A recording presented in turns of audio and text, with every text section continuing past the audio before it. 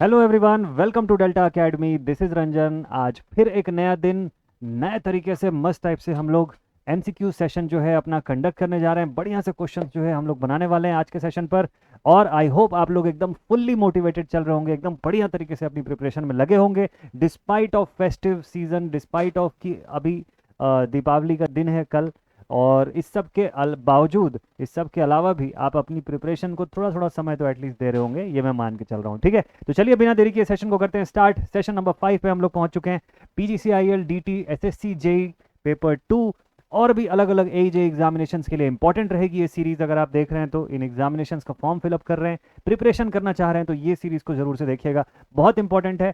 Unique question का mixture along with the basic types question, सारा कुछ आपको इस सेशन में मिलेगा। और आज का सेशन तो और शानदार रहेगा क्योंकि आज न्यू सब्जेक्ट के क्वेश्चंस भी आपको इसके अंदर दिखेंगे। जी हाँ, तो सिर्फ बेसिक इलेक्ट्रिकल, यूडब्ल्यूटी और एस्टिमेशन कॉस्टिंग ही नहीं, उसके अलावा भी और सब्जेक्ट के क्वेश्चन भी आज की इस क्लास में आपको दिखने जा रहे हैं। तो मस्त से एंजॉय करिएगा पूरा का पूरा सेशन टिल द एंड। देखिए, कोशिश करूंगा एज शॉर्ट एज पॉसिबल इस वीडियो को बनाने का, लेकिन नंबर ऑफ क्वेश्चंस में कहीं कोई कॉम्प्रोमाइज नहीं होगा। जितने क्वेश्चंस रोज बनाते हैं उतने तो बनाएंगे ही आज भी। ठीक है, तो चलिए स्टार्ट करते हैं सेशन को। और बिना देरी किए पहला क्वेश्चन आप सभी के लिए लेकर के आता हूं। ठीक, कॉपी पेन अपना रेडी कर लीजिए और मार्क्स अपना जरूर से देखिएगा, टाइमर अपना शुरू कर लीजिए कि कितने देर में आप क्वेश्चन बना पा रहे हैं। ठीक, पहला क्वेश्चन लेकर के आते हैं आप सभी के लिए। तो quiz time starts now. This is the first question. और पहला ही क्वेश्चन शॉकिंग दिखाई दे रहा है यहाँ पर, लगता है कुछ लिखा हुआ है। When the person accidentally touches the electrically live part of a device, the potential between hand and the foot is known as. Potential between इन भाई साहब का हैंड और इनका फुट जो कि दिख नहीं रहा है, वो इसके बीच का जो पोटेंशियल होगा क्या होगा। बड़ा ही खतरनाक सिचुएशन है। इस सिचुएशन से जल्दी ही बाहर निकलना पड़ेगा हम लोग को सही आंसर देके। ठीक है, चलिए देखते हैं। तो when a person accidentally touches the when a person accidentally touches the electrically live part of a device, तो इसने टच किया अलग किसी पोटेंशियल पर है, और इसका फीट जो है वो ग्राउंड पर किसी अलग पोटेंशियल पर है, वो ग्राउंड पर किसी अलग पोटेंशियल पर है। तो ऑब्वियसली इसका आंसर क्या होगा। इस क्वेश्चन का जो करेक्ट आंसर है, इस क्वेश्चन का जो करेक्ट आंसर है, this should be touch potential. अब आपके माइंड में आएगा कि सर स्टेप पोटेंशियल क्यों नहीं है इसका आंसर। स्टेप पोटेंशियल का सिचुएशन मैंने आप लोग को बताया भी था। स्टेप पोटेंशियल का सिचुएशन हम लोगों ने डिस्कस भी किया था कि स्टेप पोटेंशियल का सीन क्या होगा कि अगर सपोज कर लो कि ग्राउंड है और इस पर कोई हाई टेंशन केबल जो है वो गिर गया यहाँ से। ठीक, अब इसके अंदर क्या होंगे, अलग अलग पोटेंशियल के लेवल्स होंगे। अब कोई पर्सन अगर सपोज कर लो यहाँ पर खड़ा है, किसी एक पोटेंशियल लेवल पर वो खड़ा है, पैर अपने रखा हुआ है। ठीक, अब यहाँ से अगर वो चलते हुए दूसरे पोटेंशियल लेवल पर जाएगा, और अगर उस किसी केस पर उसका एक पैर एक पोटेंशियल लेवल पर है और दूसरा पैर दूसरे पोटेंशियल लेवल पर होगा, तब उसको शॉक लगेगा। तो इस सिचुएशन से बचने का तरीका मैंने एक बताया हुआ था कि अगर ऐसा कोई सिचुएशन हो जाता है, एग्जाम्पल भी मैं आपको याद दिलाता हूँ कि हम लोग बात कर रहे थे कि अगर सपोज कर लो कि कोई पर्सन ऐसे एक गाड़ी में जा रहा है, ठीक है, और ये गाड़ी किसी की ऐसे बिजली के खंभे से टकरा जाती है। ठीक, बिजली के खंभे से ये गाड़ी जो है इसकी टकरा जाती है। ठीक है, अब उस कंडीशन पर क्या होता है कि अगर इसकी गाड़ी में के ऊपर ये बिजली का तार आ गया है या ऐसा कुछ सिचुएशन है, तो उसको कैसे वहां से निकलना चाहिए। वो तुरंत भागने की कोशिश करेगा, पहला रिएक्शन किसी का भी यही होता है। ठीक है, लाइफ सेवर टिप बड़ा इंपॉर्टेंट।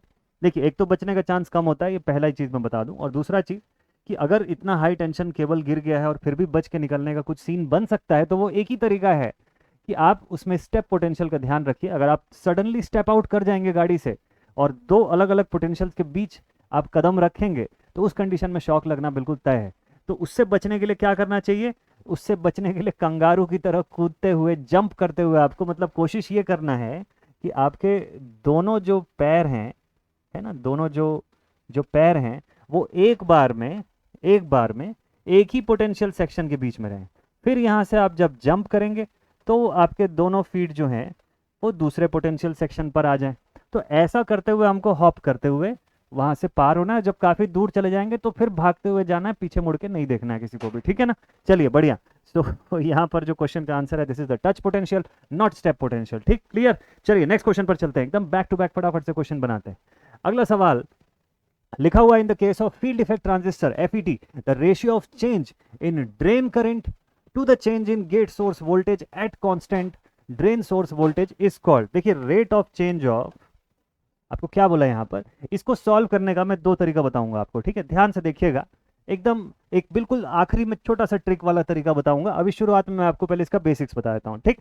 देखिए एफईटी की बात कर रहा है, फील्ड इफेक्ट ट्रांजिस्टर की बात कर रहा है यहाँ पर, और ratio of change in the drain current, ratio of change in the drain current with respect to the change in gate source voltage, ठीक है, VGS। और इस कंडीशन में क्या कांस्टेंट होगा, इस कंडीशन में चेंज इन VDS, मतलब ये जो VDS है दिस इज केप्ट कांस्टेंट। ये एक सिचुएशन है, ठीक है। आपको पूछ रहा है इसको क्या बोलते हैं, इसको अभी के लिए छोड़ देते हैं, ठीक है, इसके बाद का सिचुएशन मैं आपको बताता हूं, ठीक। एक सेकंड सिचुएशन होती है जिसको हम लोग बोलते हैं डायनामिक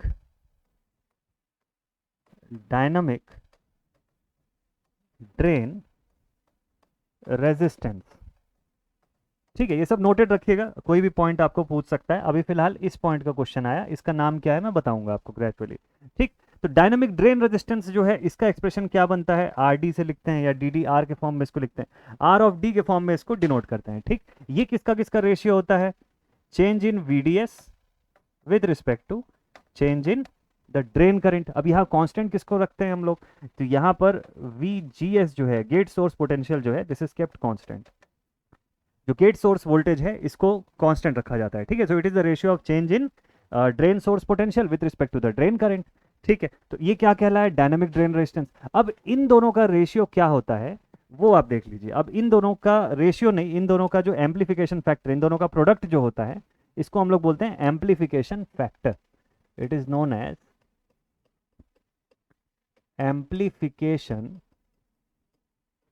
फैक्टर। एक्चुअल में इन तीनों पॉइंट से बड़े क्वेश्चंस बनते हैं। ये एक सवाल आ गया जो है वो जिस पॉइंट का है वो मैं आपको बताऊंगा, तो उस पॉइंट का क्वेश्चन है। बाकी ये जो दो पॉइंट्स मैं और आपको लिखवा रहा हूँ इनसे भी सवाल बनते हैं, तो इस वजह से ये सारे के सारे जानना जरूरी है। एम्पलीफिकेशन फैक्टर म्यू से हम लोग डिनोट करते हैं। Mu is given as the product of RD and the product of RD and, अब इसका नाम बताने का समय आ गया है, तो ये जो पहला मैंने लिखा हुआ है this is known as transconductance, this is known as transconductance, इसको GM से डिनोट करते हैं, ठीक है। इसको ट्रांसकंडक्टेंस बोलते हैं, इसको GM से हम लोग डिनोट करते हैं। तो इट इज जो एम्पलीफिकेशन फैक्टर मैं आपको बता रहा हूं, it is the product of RD यानी कि dynamic drain resistance multiplied with the transconductance, है ना, मल्टीप्लाइड विद द ट्रांसकंडक्टेंस। तो ये कैसा हो जाता है, तो therefore this mu will become, RD का मतलब हो गया, देखिए डायनामिक ड्रेन रेजिस्टेंस जो है इस पे क्या लिखे हम लोग, change in VDS with respect to change in ID with respect to change इन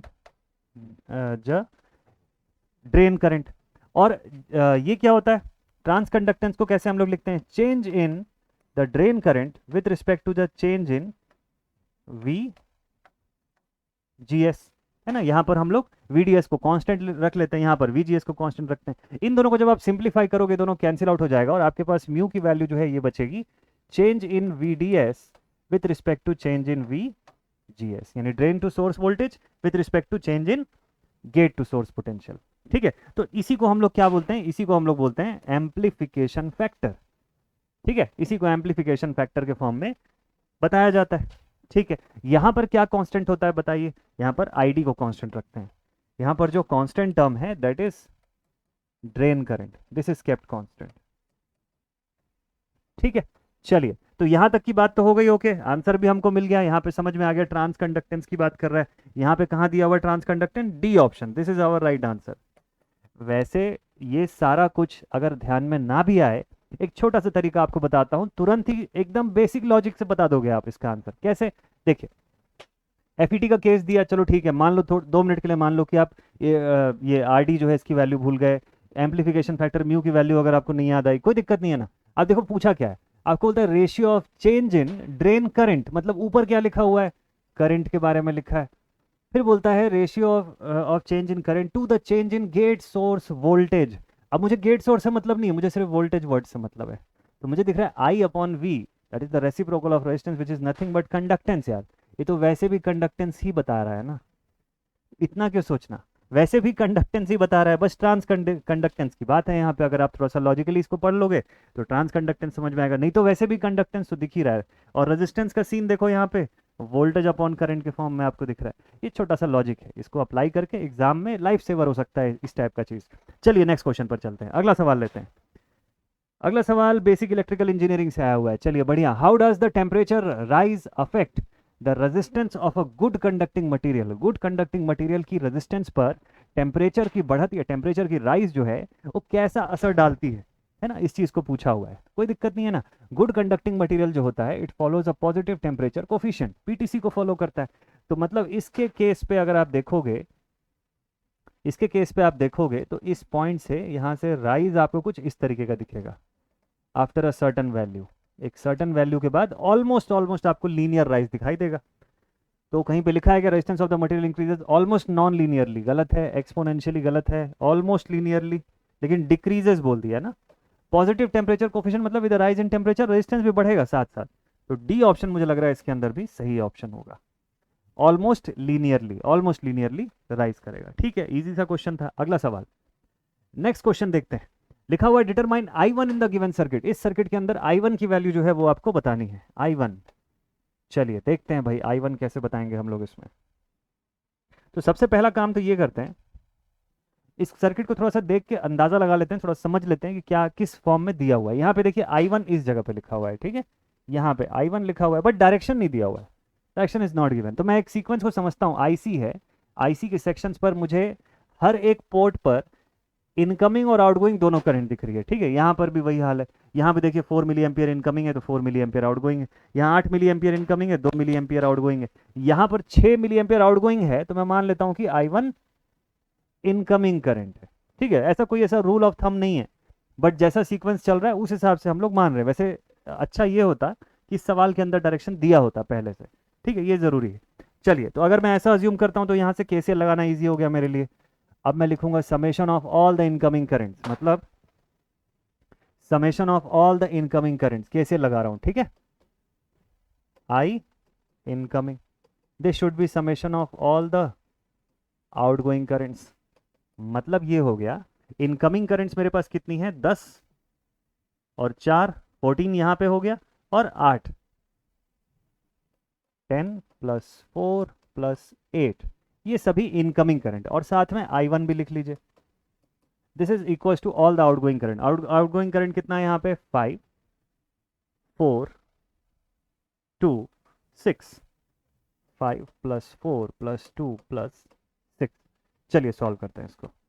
ये कितना हो गया, 14 18 20 22 plus I1 is equal to 17। तो I1 is equals to 17 minus 22, I1 की वैल्यू। ठीक है, I1 की वैल्यू जो है वो यहाँ से निकल जाएगी, 5 एम्पियर। ठीक है, डायरेक्शन के हिसाब से इसको पॉजिटिव आप कर सकते हैं। तो 5 एम्पियर नहीं निकलेगी क्योंकि सारी की सारी वैल्यूज मिली एम्पियर में है, तो ये भी मिली एम्पियर के फॉर्म में ही रहेगा। ठीक है, ये भी मिली एम्पियर के फॉर्म में ही रहेगा। ठीक है भाई, यहाँ से माइनस प्लस के फॉर्म में। ठीक है ठीक है ठीक है, डन। इनकमिंग एंड आउटगोइंग के फॉर्म में आप इसकी पोटेंशियल पोलैरिटी जो है प्रॉपर लिखेंगे, आपको 5 मिली एम्पियर का आंसर दिखेगा। अच्छा, यहाँ पे दो आंसर है, 5 भी है -5 भी है। एक मिनट रुक जाइए, अभी राइट आंसर मत टिक करिएगा। मेरा आंसर -5 आ रहा है ना, तो मैंने सोचा कि चलो इसको डायरेक्शन के हिसाब से मैं ले करके उस माइनस को ना ध्यान दूँ, बट मैंने देखा यहाँ पर कि +5 भी दिया हुआ है और -5 भी दिया हुआ है। अब आपके हिसाब से बेटर आंसर क्या लग रहा है, सही आंसर आपको इसके अंदर क्या दिख रहा है, +5 सही आंसर है कि -5 इसके अंदर राइट आंसर है, ये सोच के एक बार बताइएगा। ठीक है, इस क्वेश्चन के अंदर का राइट आंसर क्या लगता है भाई। इस क्वेश्चन के अंदर बिना कुछ सोचे, बिना कोई टेंशन लिए आपको -5 एम्पियर को ही टिक करना चाहिए। कोई शक ही नहीं है भाई, सीधे सीधे दिख रहा है -5, तो क्यों मैं प्लस को टिक करूंगा। सिंपल सी बात है, जब ऑप्शन में दिया हुआ है मेरे पास तो। ठीक है, डन। चलिए नेक्स्ट क्वेश्चन पर आते हैं, अगला सवाल। नेक्स्ट नेक्स्ट नेक्स्ट, बहुत बढ़िया, एरोप्लेन उड़ते हुए कहीं जा रहा है। देखते हैं इससे क्या क्वेश्चन आया भाई, इस एरोप्लेन से क्या जुड़ा हुआ है हमारा सवाल। नेक्स्ट क्वेश्चन बोलता है कि एन एयरप्लेन है 6.1 metre wing span and flies at 800 kilometre per hour. बहुत खूबसूरत, ये अपने इलेक्ट्रिकल का ही है ना ये question. The vertical component of the magnetic flux density, आया अपने काम की चीज आई अभी। The vertical component of the magnetic flux density of the earth, देखिए वर्टिकल कंपोनेंट बोला है, ये फंडामेंटल यहाँ से कहाँ पहुंच रहा है, B L V sine theta की तरफ जा रहा है या बी एल वी के फॉर्म में जा रहा है, ठीक है। और वर्टिकल कंपोनेंट बोल दिया तो सीधे सीधे 90 डिग्री पे पहुंच गया, मतलब कि साइन थीटा रखने की जरूरत नहीं है, सीधे बी एल वी से बात बनेगी यहाँ पे। Earth magnetic field is 50 micro tesla, आ गया ना B. Determine the EMF induced, exactly उसी फॉर्मूले से बनेगा। तो ये विंग के जो टिप्स हैं इसके बीच में ईएमएफ कितने का इंड्यूस हो रहा है, ठीक है। ये हवाई जहाज जो उड़ रहा है यहाँ से 800 किलोमीटर पर आवर की स्पीड से जा रहा है, 6.1 मीटर का इसका विंग स्पैन है। Vertical component of magnetic flux density आपको दे रखा है 50 माइक्रो टेस्ला, ई पूछा है, आसान सा क्वेश्चन एकदम। E is equals to B L V, sine theta का कंपोनेंट हट गया, वर्टिकल बोल दिया तो इसलिए, ठीक है, 90 डिग्री करके। अब मैं लिखूंगा E is equals to 50 into 10⁻⁻6 into length कितना दिया हुआ है 6.1 इंटू वी कितना दिया हुआ है मेरे पास, वेलोसिटी इसकी 800। बट एक दिक्कत है इसके साथ, क्या दिक्कत है, ये किलोमीटर पर आवर में दिया और मुझे चाहिए मीटर पर सेकंड में, किस फॉर्म में चाहिए, मीटर पर सेकंड में। क्या लिखूंगा इसको, 5/18 से मल्टीप्लाई करूंगा। किससे मल्टीप्लाई कर रहा हूं देख लीजिए एक बार, मैं 800 को 5/18 से मल्टीप्लाई कर रहा हूं सो दैट मेरे पास ये डेटा मीटर पर सेकंड के फॉर्म में कन्वर्ट हो जाए, किलोमीटर पर आवर से मीटर पर सेकंड के फॉर्म में। इसको आप ध्यान में भी रख सकते हैं, बहुत सारे क्वेश्चंस में आपको इसकी जरूरत पड़ सकती है, ठीक। चलिए कन्वर्ट कर दीजिए, सॉल्व करिए, इसी से आपका आंसर आना है। मतलब ई की वैल्यू फाइनली लिखेंगे हम लोग 50 into 10⁻⁻6 into 6.1 into 800 into 5/18। Solve करते हैं, 8 5 40, 4000 यहाँ पर हो गया। देन उसके बाद 4 6 24, 24 इंटू 5, 24 इंटू 5, 4 5 20, 0 2 5 2 10 11 12 1 2 0 0, और ये होल हो गया डिवाइड बाई 18, ठीक है।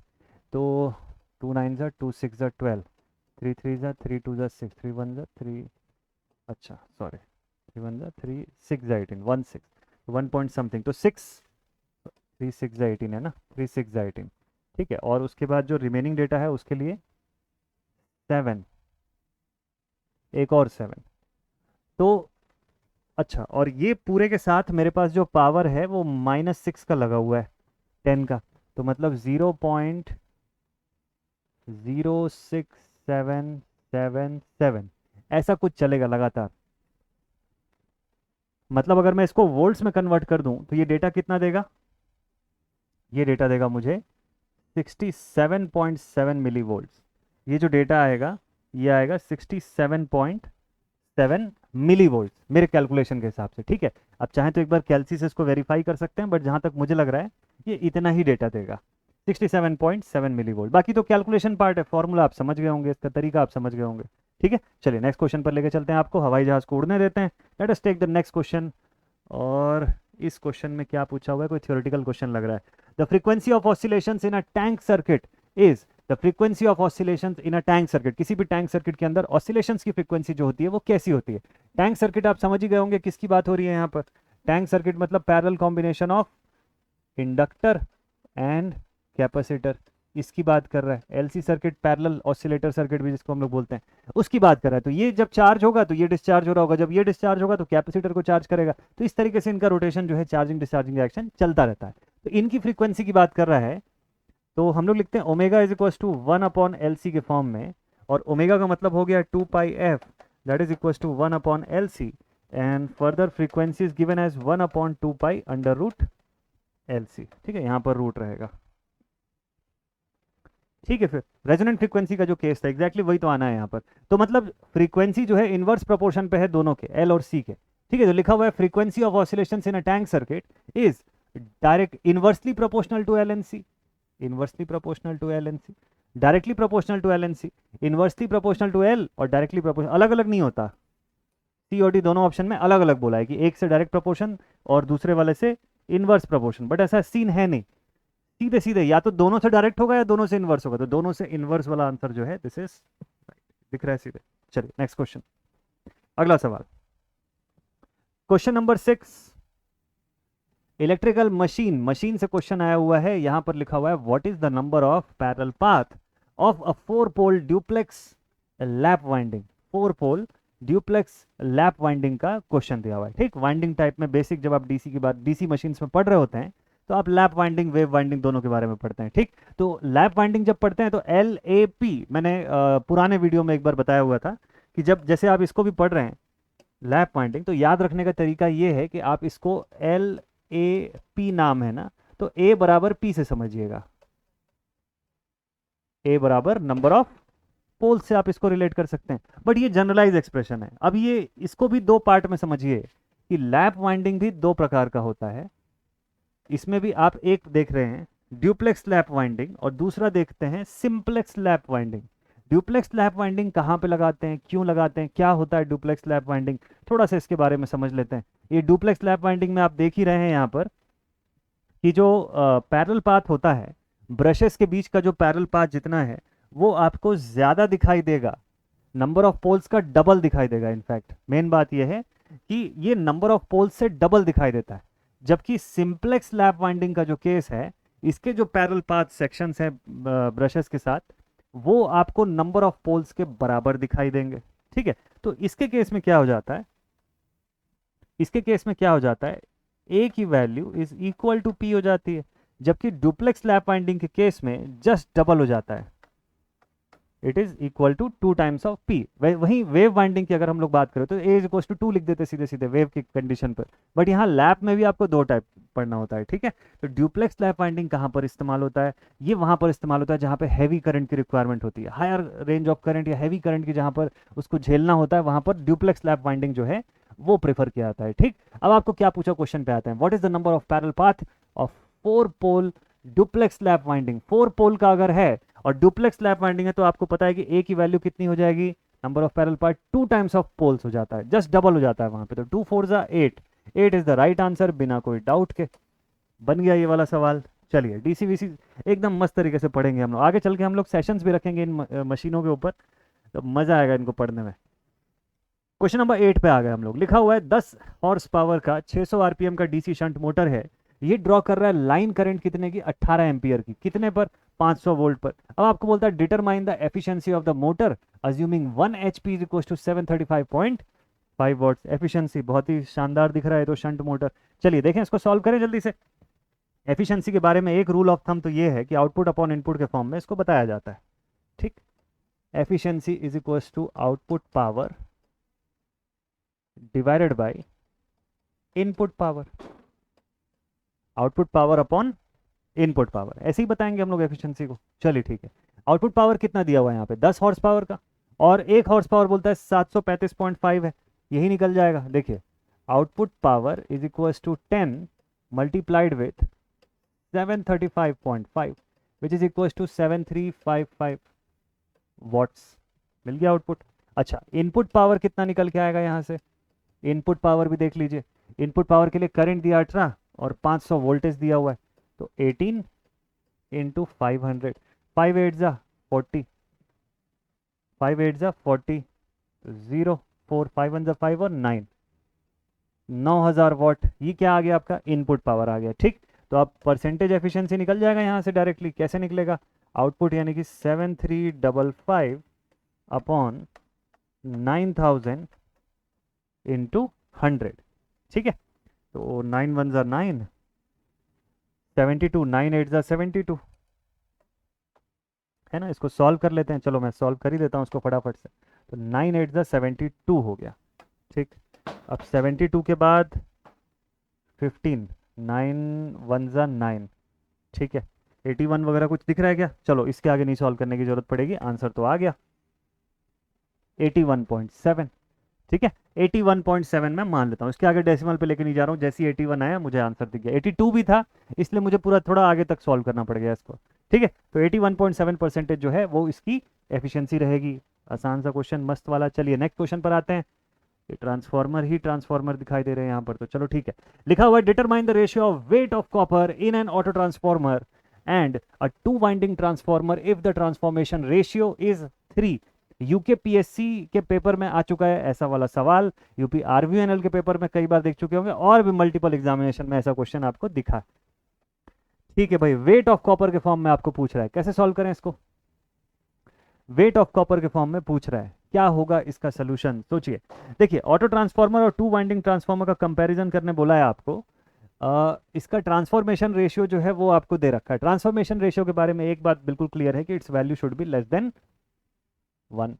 तो अब आपको देखिए यहाँ पर क्या दिया हुआ है, auto transformer divided by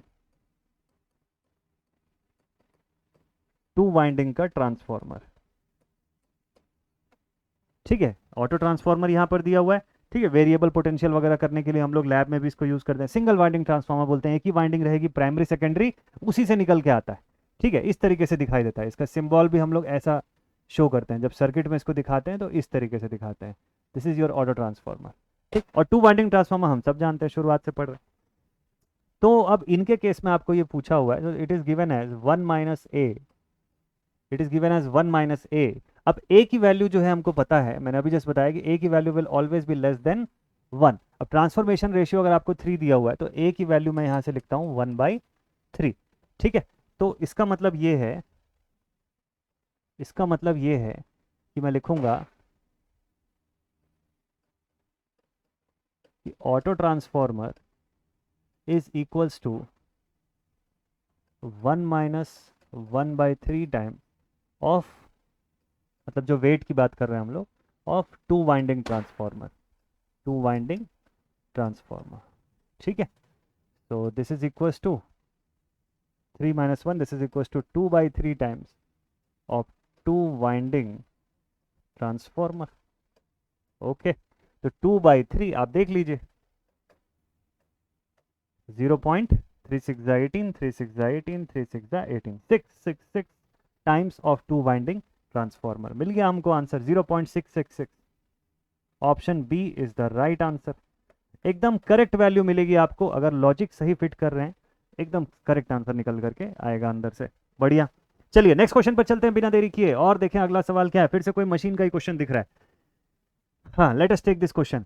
3 phase 50 hertz 6 pole induction motor has a slip of 3%, what will be the speed of the motor. बड़ा मस्त आसान सा क्वेश्चन। इंडक्शन मोटर आपको दिया हुआ है 3 फेज का, 50 हर्ट्ज की फ्रीक्वेंसी, 6 पोल का इंडक्शन मोटर है, स्लिप का परसेंटेज दिया हुआ है। कैसे यूज करना है इस फॉर्मूले को, एकदम ध्यान से देखते जाएगा। आपको पहले बेस फॉर्मूला समझना है कि आपको पहुंचना कहाँ पे। ठीक, आपको पूछा क्या है, what will be the speed of the motor. तो भाई मुझे चाहिए N R is equal to N S into 1 minus slip, synchronous speed multiplied with 1 minus slip, इसी फॉर्म में मुझे लिखना है। इसके लिए सबसे पहले तो मुझे एन एस चाहिए होगा ना, कि सिंक्रोनस स्पीड है कितना। तो सिंक्रोनस स्पीड का basic formula 120 F upon P. अच्छा भाई, तो 120 इंटू एफ कितना दिया हुआ है 50, डिवाइड बाई पोल्स कितना दिया हुआ है 6। सॉल्व कर लीजिए, 6 1 6 2 12, 0 5 2 10, 1000। ठीक है, ये आ गया 1000। अब एन आर जो है वो कितना हो जाएगा, 1000 मल्टीप्लाइड विथ 1 माइनस 3%, 3/100। चलो 3/100 ही लिख देता हूँ इसको, ऐसे 0.03 लिख लो या 3/100, जैसा भी आप चाहो इसको लिख सकते हो। तो दिस विल बिकम 1000 माइनस 3/100, तो ये हो गया 1000, 00 minus 3 whole divided by 100, this is equal to N R. ठीक है, लेंदी हो रहा है क्या ये थोड़ा सॉल्व करने में, इसको मैंने लेंदी बना दिया क्या सॉल्व करने के समय। ठीक है, चलिए कोई दिक्कत नहीं है। 1000, अच्छा ये 3000 होगा, नहीं होगा लेंदी। Okay okay okay, 3000। Okay, just a second. 1000 into 1 minus 3/100, ऐसा था ना ये। हाँ, अब ये सही वैल्यू देगा आपको। This will become 1000 minus 3000 upon 100। ठीक है, so this will be 1000 00 minus 3000 upon 1000। Okay, ठीक है, मैं पूरा सॉल्व भी कर देता हूँ ताकि ऐसा कोई सीन ना हो। तो 1 2 3 1 2 3, यहाँ पर 3 हो गया, तो ये हो गया कितना 9। ओके, देखिए, हाँ जी, तो यहाँ पर रख रहा हूँ ना 3000, तो ये हो गया 100 में से 3 गया तो 97 बचेगा, 97 00 डिवाइडेड बाई 100, 2 0 इधर कट गया। 970 आरपीएम मेरे पास आंसर आ रहा है। अब देखते हैं कि वहां पर आंसर मैच हो रहा है कि नहीं हो रहा है, बट एकदम मैं श्योर हूँ 100% कि आंसर तो यही आना चाहिए इसका। चलिए देखते हैं।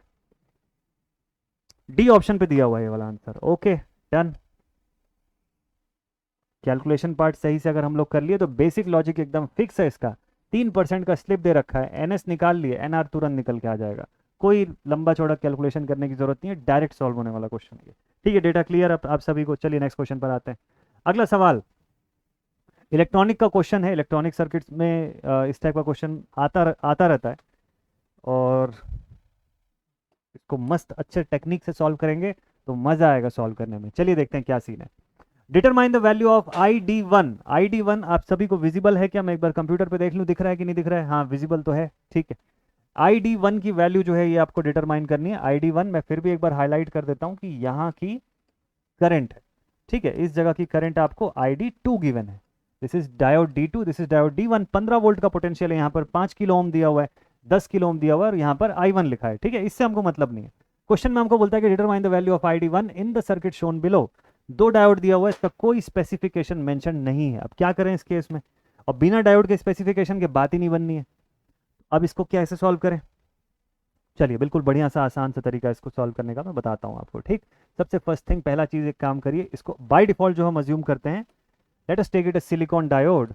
इसको मैं एक सिलिकॉन डायोड के फॉर्म में अज्यूम करके लेकर के चलता हूँ, ठीक है। और सिंपल हम लोग यहाँ पर केवीएल से सॉल्व करने वाले हैं, या केवीएल से, ऑब्वियसली केवीएल से इसको सॉल्व करते हैं। चलो देखते हैं। तो अज्यूमिंग सिलिकॉन डायोड। अब मैं अगर सिलिकॉन डायोड अज्यूम करूंगा तो मुझे पता है कि इसकी जो पोटेंशियल है वो कितनी रहती है, 0.7 इलेक्ट्रॉन वोल्ट की पोटेंशियल रहती है ना। सिलिकॉन और जर्मेनियम के लिए पढ़ते हो ना, 0.3 0.7 इलेक्ट्रॉन वोल्ट। तो सिलिकॉन का डायोड मैंने अज्यूम कर लिया, 0.7 इलेक्ट्रॉन वोल्ट की पोटेंशियल मैंने मान लिया। करंट की डायरेक्शन मुझे पता है यहाँ से कि कैसी डायरेक्शन है, वो गिवन है आपको क्वेश्चन में ऑलरेडी। ये देखिए, ये डायरेक्शन आपको गिवन है यहाँ से। तो इसी डायरेक्शन को आधार मानते हुए मैं यहाँ से एक छोटा सा सर्किट ड्रॉ करता हूँ जो इस पोर्शन को डिपिक्ट करेगा, इस पोर्शन को शो करेगा मुझको, ठीक है। चलिए देखते हैं। यहाँ पर 15 वोल्ट, यहाँ पर का पोटेंशियल, और इधर का पोटेंशियल यहाँ पर 5 किलो ओम, ठीक। ध्यान से देखते जाएगा। तो यहाँ का पोटेंशियल 15 वोल्ट। इस तरफ देखिए, पॉजिटिव नेगेटिव, कितना पोटेंशियल।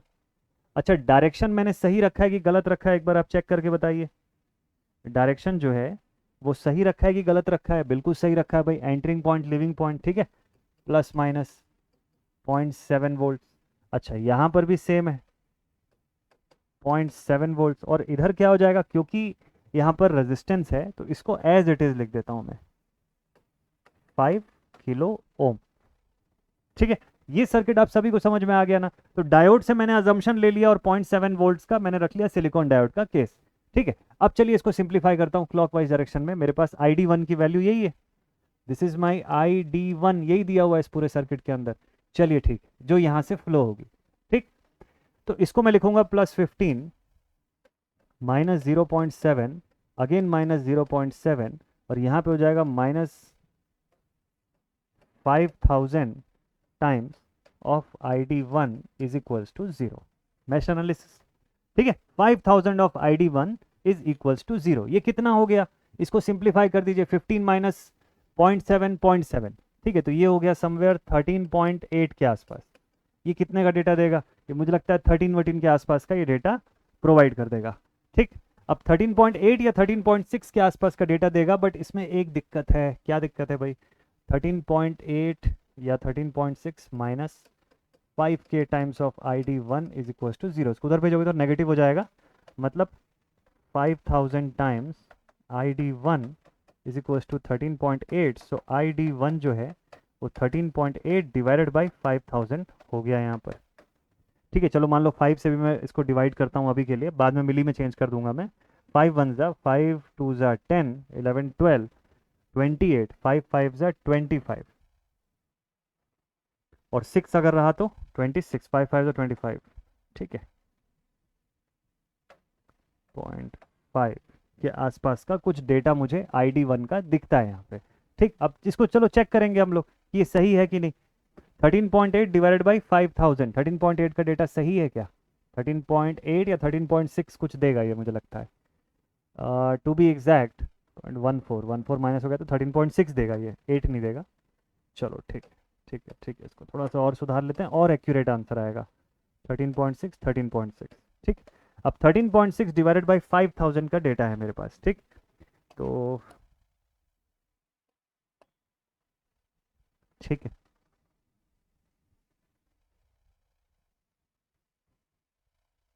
0.7 5 2 ज़ा 10 2.72। बस एक दिक्कत है कि ये मिली एम्पियर में रहेगा क्योंकि मैं 5000 से इसको डिवाइड कर रहा हूँ। ठीक है, 5000 से मैं इसको डिवाइड कर रहा हूँ इसलिए मिली एम्प्स में डेटा देगा। तो 2.72 आ रहा है टू बी एग्जैक्ट मेरा आंसर। अब इसको जरा चेक करिए कि आपका गिवन ऑप्शंस में से है क्या। देखिए एकदम एग्जैक्ट है। वैसे 2 भी आ रहा था तो हम लोग आंसर छोड़ सकते थे वहीं पे, पूरा सॉल्व करने की जरूरत नहीं थी। ऑप्शन मैंने ध्यान नहीं दिया, ऑप्शन में 2 का एक ही डेटा है तो 2 पर ही रुक जाना था, उसके आगे सॉल्व करने की जरूरत ही नहीं थी। ठीक है, डन, ये क्वेश्चन बन गया। इस तरफ के मैश की कोई जरूरत नहीं पड़ेगी आपको, आपको केवल इसी मैश की जरूरत है क्योंकि आपको केवल ID1 से मतलब है, बाकी और किसी से नहीं। बन जाएगा ना इस टाइप का क्वेश्चन आप सभी से। चलिए नेक्स्ट क्वेश्चन पे चलते हैं, क्वेश्चन नंबर 12। ठीक है, एकदम बढ़िया से मस्त तरीके से बनाइए आप लोग सभी क्वेश्चंस को। सॉल्व करें तो मजा आना चाहिए सॉल्व करने के समय, जब क्वेश्चन बनता जाएगा ना तो अपने आप कॉन्फिडेंस भी बूस्ट होता चला जाएगा। छोड़ देंगे, स्किप कर देंगे क्वेश्चंस को तो कॉन्फिडेंस नहीं आएगा और एग्जाम में हमेशा एक घबराहट बनी रहेगी कि उसी टाइप का ज़्यादा क्वेश्चन कहीं ना आ जाए पेपर में। तो इस टेंशन से बाहर निकलना है तो अभी प्रैक्टिस के समय हर क्वेश्चन बनाइए, कुछ मत छोड़िए। Find the instantaneous power in the circuit if V of t is equal to 200 sine omega T और I ऑफ t, ये सब स्मॉल लेटर्स में होना चाहिए, स्मॉल I स्मॉल v है, 20 sine omega T plus 60 degree plus 10 sine 3 omega T minus 60 degree minus 10 sine 5 omega T. बनाइए फटाफट से बनाइए, इस क्वेश्चन का आंसर जल्दी जल्दी से बताइए। जैसे ही आप लोगों से बने उसके बाद फिर तुरंत मैं बनाता हूँ, मेरे साथ साथ आप लोग बनाते जाइए लेकिन मेरे से पहले आप लोग सॉल्व करिए तब मजा आएगा। चलिए इस क्वेश्चन में दिमाग लगाते हैं थोड़ा सा। इस क्वेश्चन में कोई बहुत ज़्यादा टेंशन लेने की ज़रूरत नहीं है, थोड़ा सा 2 सेकंड अगर आप इसको ऑब्जर्व करेंगे तो आपको इसका पूरा लूप होल पता चल जाएगा। क्या लूप होल है, देखिए वोल्टेज का इक्वेशन तो चलो ठीक है, ठीक है, फर्स्ट हार्मोनिक का इक्वेशन। करंट का अगर आप देखें तो फर्स्ट के साथ साथ यहाँ पे थर्ड हार्मोनिक है, फिफ्थ हार्मोनिक है, आगे बढ़ता तो सेवन्थ हार्मोनिक भी क्या पता आ जाता। तो इसके हिसाब से हमको एक चीज़ बहुत क्लियरली पता है कि फर्स्ट हार्मोनिक का मैं थर्ड या फिफ्थ वाले से मल्टीप्लिकेशन नहीं कर सकता हूँ, पावर निकालना है ना मुझको यहाँ से, इंस्टेंटेनियस पावर पूछा हुआ है। तो इंस्टेंटेनियस पावर भी अगर मुझे फाइंड करना है तो मुझे थर्ड या फिफ्थ हार्मोनिक को इसके साथ सॉल्व करने की कोई ज़रूरत नहीं है, तो क्योंकि इनके साथ मैं सॉल्व करूंगा तो वैल्यू सीधे सीधे जीरो हो जाएगी, नेट पावर की वैल्यू जो है वो घट के तुरंत वहाँ से जीरो पर आएगी। तो इसीलिए ये डेटा मेरे लिए कोई काम का नहीं है, this entire data is useless. मुझे तो अल्टीमेटली इन दोनों के बीच सॉल्व करना है। ठीक, इंस्टेंटेनियस पावर का इक्वेशन क्या बोलता है, V R M S into I R M S into cos of theta. Cos of theta में थीटा 60 डिग्री है ऑलरेडी, तो पावर के इक्वेशन में आप सिंपली लिखेंगे 200 by root two into 20 by root two into cos theta cos 60 degree 1/2। Direct put करिए, ठीक है, 60 डिग्री एक ही एंगल है, सबसे कोई मतलब नहीं आपको। तो अब आप इसके बाद आगे क्या लिखेंगे, ये हो गया 2 इंटू 2 दैट इज 4 और 2 2 4 ऊपर भी डिवाइडेड बाई 4। 1 किलोवाट आ रहा है answer, 1 kilowatt is the right answer. I hope ये तो आसान लगा होगा आपको, एकदम मस्त आसानी से आप सबका सही आंसर आ गया होगा। ठीक है, कॉपी में आपका, और मेरे से पहले आ जाए आंसर, ये जरूरी है यार, ये जरूरी है। चलिए नेक्स्ट क्वेश्चन पर आते हैं, अगला सवाल। बेसिक इलेक्ट्रिकल इंजीनियरिंग का नेक्स्ट क्वेश्चन लिखा हुआ है, to get the maximum power transfer at the load with internal impedance Z what should be the value of pure resistive load. ये क्वेश्चन बहुत प्यारा क्वेश्चन है, बहुत ही बढ़िया क्वेश्चन है। इस क्वेश्चन की फील को अगर आप समझ रहे हैं तो बहुत मजा आने वाला है। इस क्वेश्चन का आंसर आप लोग पहले करिए, पहले आप अपने माइंड में अपनी कॉपी में इसका आंसर लिख दीजिए, उसके बाद मैं सॉल्व करना शुरू करूंगा। ठीक, और मुझे लगता है कि मैक्सिमम लोगों का आंसर तो ऑप्शन देखते ही आ गया होगा। ठीक, चलिए भाई, आपको बोलता है कि to get the maximum power transfer at the load, to get the maximum power transfer at the load with internal impedance Z, ZTH। ठीक, VTH, और इस तरफ मुझे बोल रहा है कि यहां पर क्या लिखा हुआ है, purely resistive load, pure resistive load लगा हुआ है, मैक्स पीटी का कंडीशन है, एसी सर्किट का केस दिखाई दे रहा है, ठीक है, वीटीएच लिख देता हूं इसको, एसी सर्किट का कंडीशन दिखाई दे रहा है। माइंड में क्या क्या आएगा, सीधे सीधे माइंड में आएगा कि भाई यहां पर क्या आंसर होना चाहिए, equal to the imaginary part of Z, नहीं, equal to the magnitude of Z, equal to the real part of Z, या equal to the complex conjugate of Z, Z conjugate जो हम लोग लिखते हैं, तो मैक्सिमम पावर ट्रांसफर के case में यही लिखते हैं। तो आपका आंसर आ गया होगा डी ऑप्शन, और अगर डी ऑप्शन आया होगा तो रॉन्ग आंसर है वो। अगर डी आंसर आपने टिक कर दिया, एग्जाम में खेल हो गया, गड़बड़ हो गया यहाँ पे पूरा, ठीक है, एग्जाम में सीधे सीधे जो हो गया, खतरनाक वाला सिचुएशन क्रिएट हो गया। ये नहीं है, क्वेश्चन को दोबारा से पढ़िए, आखिरी वाली लाइन बड़ी इंपॉर्टेंट है यार, इसको अगर ध्यान नहीं दिए तो आप कॉम्प्लेक्स कॉन्जुगेट टिक कर देंगे, और कॉन्जुगेट जहां टिक किया आंसर गलत हो जाएगा। जब आपको प्योर रेजिस्टिव लोड का केस दिया है तो उस कंडीशन में कोई कॉम्प्लेक्स कॉन्जुगेट का कोई सीन नहीं है। देखिए यहाँ पर जब आप लिखेंगे, इसको क्या लिखेंगे, आप लिखेंगे R L is equals to Z T H, तो जेड टी एच के केस में आप मॉड के फॉर्म में इसको निकालते हैं ना, जेड टी एच के फॉर्म में कैसे लिखते हैं इसको, इसको लिखते हैं आप under root R T H का square plus X of T H का स्क्वायर, ऐसे लिखते हैं। So this is nothing but R L is equal to mod of Z L, Z S, source network का जो इम्पिडेंस आया उसका mod, यानी उसकी मैग्नीट्यूड के बराबर होगा, उसके कॉन्जुगेट के मैग्नीट्यूड के बराबर नहीं होगा, उसकी उसी मतलब उसकी कॉन्जुगेट के बराबर नहीं होगा। वो उस कंडीशन में होता है, किस कंडीशन में होता है वो भी समझिए, वो तब होता जब आपको यहाँ आर एल के जगह पे जेड एल दिया होता, इम्पिडेंस दिया होता ना यहाँ पर, लोड इम्पिडेंस, तब आपका ये डी ऑप्शन जो आप टिक कर रहे थे वो सही होता उस कंडीशन में। तो आपको सिर्फ ये नहीं करना है कि एसी सर्किट दे दिया तो अच्छा चलो तुरंत कॉम्प्लेक्स कॉन्जुगेट लगा देते हैं। मैक्सिमम पावर ट्रांसफर थ्योरम में भी कंडीशंस आती है कि कब कॉम्प्लेक्स कॉन्जुगेट लगेगा और कब सिर्फ और सिर्फ आपका जेड टी एच के ही बराबर रहेगा। तो ये वही दूसरी वाली कंडीशन थी, बहुत रेयर होता है, बहुत ज़्यादा आपको बहुत ज़्यादा जगह पे क्वेश्चन दिखेगा ही नहीं, यूट्यूब पर भी आपको बहुत ज़्यादा जगह नहीं दिखेगा ये सब क्वेश्चन। ये सब क्वेश्चन मैक्सिमम लोग डिस्कस नहीं करते, छोड़ देते हैं, वही रेगुलर वही पुराने पुराने क्वेश्चन की वही कॉम्प्लेक्स कॉन्जुगेट आ रहा है एसी के केस में, ये सब आपको हर वैरायटी पढ़ के चलना है। फिर पेपर में क्वेश्चन आए या ना आए वो भले बात की बात है, आपका कंसेप्ट इतना सॉलिड होना चाहिए कि घुमा फिरा के भी पूछेगा तो बना लो आप। क्लियर है? तो ये जो कंडीशन था प्योरली रेजिस्टिव लोड का था, और अगर लोड रेजिस्टिव है तो उस कंडीशन में कोई कॉम्प्लेक्स कॉन्जुगेट नहीं होगा वहां पे, सिर्फ और सिर्फ वो जेड टी एच के। ठीक है, तो इस क्वेश्चन का आंसर क्या होगा, equal to the magnitude of Z. This is the right answer, B option is the answer, equal to the magnitude of Z, mod of Z के बराबर होगा वो। ठीक है, ये अपना राइट आंसर। चलिए नेक्स्ट अगले क्वेश्चन पर आते हैं। क्वेश्चन सॉल्व करने में मजा आ रहा है, क्वेश्चन सॉल्व करने में मजा आ रहा है कि नहीं आ रहा है आप लोगों को, ये बड़ा इंपॉर्टेंट है यार। क्वेश्चन रटना नहीं है हमको, कोई भी टाइप का कंसेप्ट जो उसके पीछे का है ना बस वो समझना है। क्वेश्चन बदलता रहेगा, कमीशन वाले जो हैं वो क्वेश्चन बदलते रहेंगे, धीरे धीरे अलग अलग वैरायटी थोड़ा थोड़ा चेंज करते रहेंगे, बट आपको सॉल्व करना तभी आएगा जब उसके पीछे का जो लॉजिक है, जो कंसेप्ट है, वो अगर अच्छे से क्लियर है ना, तो फिर आपको कोई भटका नहीं सकता है, कोई घुमा नहीं सकता है क्वेश्चन में। चलिए ये वाला सवाल बनाते हैं। इलेक्ट्रॉनिक्स का क्वेश्चन है, फिर से considering the following circuit which of the given statement is correct. अच्छा, इस सर्किट के लिए आपको यहाँ कुछ स्टेटमेंट दिया हुआ है, लिखा हुआ है diode D1 is on and D2 is on. ठीक है, दूसरा ऑप्शन बोलता है diode D1 is of, D2 is on. तीसरा ऑप्शन बोलता है कि डायोड D1 ऑफ है और D2 भी बंद है। लास्ट ऑप्शन बोलता है कि D1 ऑन है और D2 बंद है। बड़ा सारा ऑप्शन दे दिया इसके अंदर तो, है ना। चलिए देखते हैं, अब देख करके क्या लग रहा है एट वंस। एक ऑप्शन कोई चुनिए पहले आप, फिर मैं सॉल्व करूंगा। एक ऑप्शन आप सेलेक्ट कर लीजिए अपने हिसाब से, क्या लग रहा है। दोनों के दोनों एक ही पोजीशन पर दिखाई दे रहे हैं, इधर से हम सप्लाई दे रहे हैं, anode cathode side, positive negative forward bias की सिचुएशन, दोनों के दोनों ऑन दिख रहे हैं। तो दिमाग में ये आ सकता है कि सर ए ऑप्शन शायद इसका सही आंसर है। ये सवाल मैं पूरा फुल आपको सॉल्व करवाता हूँ, ठीक है, आराम से देखिएगा। इसके पीछे का कंसेप्ट एक बार समझ गए तो भूलेंगे नहीं आप, एकदम मस्त तरीके से समझेंगे, देखिएगा। अगर थोड़ा सा टाइम है तो देख लीजिए इसका सोल्यूशन पूरा देख लीजिए, अदरवाइज थोड़ा सा फॉरवर्ड कर दीजिएगा वीडियो को, तो लास्ट पे हम लोग फिर इसका आंसर देख लेंगे। ठीक है, चलिए देखते हैं। देखिए इस क्वेश्चन को कैसे डील करना है, उसके पीछे का लॉजिक क्या बोलता है। आपको ये बताना है कि कौन सा डायोड ऑन है और कौन सा ऑफ है, क्या दोनों ऑन है दोनों ऑफ है, क्या सिचुएशन है। ठीक, और ये आपको सिनारियो दे रखा है। अब यहाँ पे क्या अज्यूम करें, यहाँ पे सिलिकॉन डायोड अज्यूम करें क्या, नहीं। यहाँ चलिए मैं एक कंडीशन शुरुआत से अजम्पशन लेकर के चलता हूँ। मैं अभी शुरू में ये अज्यूम करने जा रहा हूँ कि मेरे दोनों ही डायोड्स ऑन है, फिर बाद में पता चलेगा ऑन है कि नहीं है। ठीक है, तो अज्यूमिंग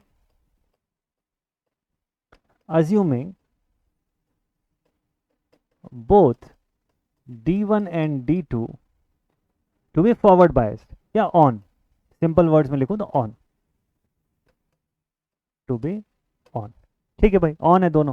अगर ये दोनों ऑन है तो मेरी सर्किट कैसे बनेगी इसकी? अब देखिए सर्किट जो है मेरे पास ऐसे बनेगी। ये तो स्विच की तरह काम किया ना, ऑन स्विच की तरह काम कर लिया। 1K का रेजिस्टेंस मुझे इधर दिख गया, दूसरी तरफ फिर से ऑन स्विच की तरह काम किया, अगेन 1K का रेजिस्टेंस है, और यहां पर 10 किलो ओम्स का। ठीक है ना, ऐसा सर्किट दिखाई देगा। अब यहाँ पर 10 वोल्ट का सप्लाई है, यहाँ पर 5 वोल्ट का सप्लाई है। एक छोटा सा कंसेप्ट आपको बताऊंगा, पूरा का पूरा क्वेश्चन पकड़ में आ जाएगा तुरंत। कंसेप्ट क्या बोलता है इसका? देखिए, ये कंसेप्ट बिल्कुल वही वाला है जो बाहुबली की मूवी में, बाहुबली ने वो जो तीन तीर जो चलाना सिखाया था ना एक साथ, बिल्कुल वैसी वाला कंसेप्ट है। एक बार आप सुनेंगे वो मंत्र और तुरंत 3 तीर चलाने लग जाएंगे। ठीक, ध्यान से समझिएगा पूरी बात को। चलिए, सीन इसमें यह है कि आपको एक चीज पता होना चाहिए कि हमेशा वोल्टेज एट, इसको लिख लीजिए कॉपी में, ये की पॉइंट है इस पूरे सवाल का, पूरा बेस यही है, बाकी सब तो फॉर्मेलिटी है। तो अब voltage at anode should be greater then the voltage at cathode. यही इसका बस की पॉइंट है। अगर ये किसी को पता है, ये माइंड में है आपके फिक्स, तो आप हर जगह ये लॉजिक लगाएंगे, आप तुरंत के तुरंत सही आंसर मिलेगा। This is your anode side, this is your cathode side, ये आपका एनोड साइड, ये आपका कैथोड साइड। तो आपको बस केवल इतना पता लगाना है कि एनोड पर कितनी वोल्टेज है और कैथोड पर कितनी वोल्टेज है। और जब ऑब्वियसली जब वोल्टेज एनोड हायर पोटेंशियल पे रहेगा और कैथोड का पोटेंशियल लो रहेगा, तो फॉरवर्ड बायस सिचुएशन में चला जाएगा आपका डायोड, और जब फॉरवर्ड बायस सिचुएशन में जाएगा डायोड ऑन हो जाएगा। यही तो लॉजिक है यार इसका, और क्या है? बाकी तो कैलकुलेशन है, बस वो फॉर्मेलिटी की बात है, वो तो आप कर ही लोगे डायरेक्ट। चलो कैलकुलेशन करते हैं अब यहाँ से। ठीक, तो मैं ये मान के चल रहा हूँ कि यहाँ से करंट का फ्लो हो रहा है, इसमें भी इधर से करंट का फ्लो हो रहा है। एक मुझे जंक्शन दिखाई दे रही है, इस जंक्शन का पोटेंशियल मैं VA लिख लेता हूँ, तुरंत लगा देता हूँ KCL। अब ध्यान से देखिएगा, लॉजिक समझ में आ गया ना? ये इसका केवल लॉजिक है, बस इतना ही है, इसी के ऊपर आधारित है पूरा सवाल। चलिए अब इसको सॉल्व करते हैं। अब इसके आगे ओनली सोल्यूशन पार्ट। ठीक, कैसे लगाते हैं? चलिए, अब चूंकि करंट का फ्लो 10 से VA की तरफ जा रहा है, तो I will write 10 minus VA divided by 1। अभी 1K है, अभी K को K रहने देते हैं, है ना, बाद में बात करेंगे इसके बारे में। Plus 5 minus VA divided by 1 plus VA by 10 equals to 0। ऐसे ही लिखूंगा मैं इक्वेशन। थोड़ा सा इसको और सिंप्लीफाई कर लेते हैं, ठीक है, दिस इज 10, ये हो जाएगा 100 minus 10 VA plus 50 minus 10 VA plus VA is equals to 0। बढ़िया बढ़िया क्वेश्चंस बनाओगे, आपसे सवाल बनने लग जाएगा, कॉन्फिडेंस लेवल टॉप पर रहेगा, एग्जाम में कुछ छूटेगा नहीं। छोटे छोटे क्वेश्चन बनाओगे, थ्योरेटिकली 1 लाइनर टाइप के बकवास क्वेश्चंस, वो वैसे भी बन जाएंगे यार। थोड़ा सा कंसेप्ट अगर किसी ने ढंग से पढ़ा है तो वैसे ही बन जाना है वो सब क्वेश्चन, उसमें कुछ नहीं रखा है। चलिए देखते हैं, तो कितना हो गया? 150, यहाँ पर -10 हो गया -20, एक उसमें से और हटाना पड़ेगा हमको, तो ये बन जाएगा -19 times of VA, that is equals to 0। ठीक है, तो उधर भेज दिया तो ये हो गया -150, दोनों कैंसिल आउट हो गया। VA की वैल्यू हो गई 150 डिवाइडेड बाई 19। अब 19 से सॉल्व करने से अच्छा मैं उसको 20 मान लूँ थोड़ा सा, ताकि मेरे लिए सॉल्व करना आसान हो जाए बिना कैलकुलेटर के। तो ये 0 0 कट गया, और ये 7.5 के आसपास 7.5, तो उससे भी छोटी वैल्यू थी, तो 7.5 से थोड़ा बड़ा वैल्यू आएगा, 7.7 या 7.8 कुछ आ रहा होगा। ठीक है, अप्रोक्सीमेटली मैं ऐसा मान लेता हूँ कि 7.7 7.8 के आसपास का डेटा दे रहा है। ठीक, तो इसका मतलब ये होता है, इसका क्या मतलब होता है? इसका मतलब ये होता है कि ध्यान से देखिए, यहाँ पर का पोटेंशियल कितना है? 7.7 है अप्रोक्सीमेटली, मुझे नहीं पता, 7.5 से बड़ा है इतना मुझे पता है। ठीक, 7.7 वोल्ट्स का पोटेंशियल आ गया। लॉजिक मैंने आपको पहले ही बता रखा है, जरा वेरीफाई कर लीजिए। तो फर्स्ट केस देखिए, डायोड D1 का केस, यहाँ 10 वोल्ट का पोटेंशियल है एनोड साइड, कैथोड साइड कितना पोटेंशियल है? 7.7 का पोटेंशियल है। पता है आपको कि डायोड ऑन का ऑन रहेगा, फॉरवर्ड बायस हो रहा है। सेकंड केस देख लीजिए क्या हो रहा है, यहाँ पर 5 वोल्ट का पोटेंशियल है और कैथोड साइड कितना है? 7.7 का, तो मतलब करंट का फ्लो कैथोड से एनोड की तरफ, reverse bias condition, switch off, बंद है ये वाला डायोड, तो देख करके लग रहा था कि ऑन होगा, दिस डायोड इज ऑफ, तो D1 should be on, D2 should be of. चलो देखते हैं, diode D1 is on, D2 is on, गलत है, D1 ऑफ D2 ऑन गलत है, D1 ऑफ D2 ऑफ ये भी गलत है, D1 ऑन D2 ऑफ सही है। बनेंगे इस टाइप के क्वेश्चन आप लोगों से। लॉजिक इसका बिल्कुल सिंपल सा है, कंसेप्ट मैंने आपको इसका बता दिया। अब सर्किट में चेंज कर दे इसका जो बायसिंग सेक्शन है उसको बदल दे, डायोड का पोजीशन को उल्टा कर दे, यही सब करेगा, उससे ज़्यादा और कुछ नहीं करेगा। वोल्टेज की वैल्यूज चेंज कर देगा, 3 ब्रांच लगा देगा, आपको इस सबसे कोई फर्क नहीं पड़ना है। तरीका वही है, सॉल्व करने का मेथड तो एक ही है और लॉजिक एक ही बोलता है। चलिए नेक्स्ट क्वेश्चन नंबर 15 पर आते हैं। कौन आया भाई? पावर इलेक्ट्रॉनिक्स आ गया यहाँ पर। तो आज टाइम लगेगा लगता है लेक्चर पूरा होने में, कि क्वेश्चन थोड़े से इस टाइप के आ रहे हैं जिसको समझ समझ के बनाना है। हाँ ठीक है, तो लिखा हुआ है in the forward blocking mode of the thyristors, इसमें से क्या होता है? Gate junction is in the reverse bias and anode and cathode junction is in the forward bias, या फिर कैथोड जंक्शन फॉरवर्ड बायस में, anode and gate junction is reverse bias. चलो ठीक है, ऐसा बहुत कुछ लिखा हुआ है। अब एक काम करते हैं, फॉरवर्ड ब्लॉकिंग मोड को सबसे पहले ड्रॉ कर लेते हैं, समझते हैं। अब इसको भी थोड़ा सा स्टडी कर ही लेते हैं जब ये सवाल आ गया है तो।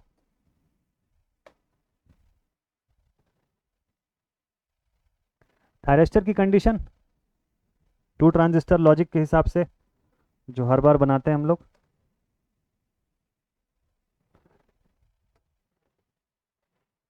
तो सबसे फर्स्ट थिंग ये कलर यूज कर लेते हैं, ठीक है। तो P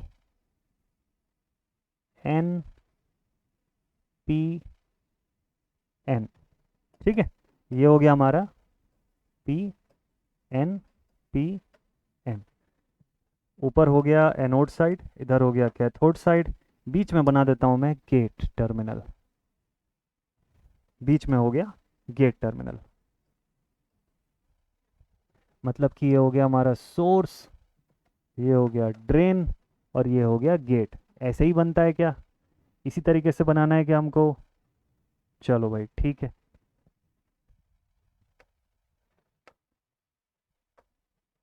हाँ जी, एनोड साइड, कैथोड साइड और गेट साइड, ठीक है। अब देखिए इसमें सीन क्या है।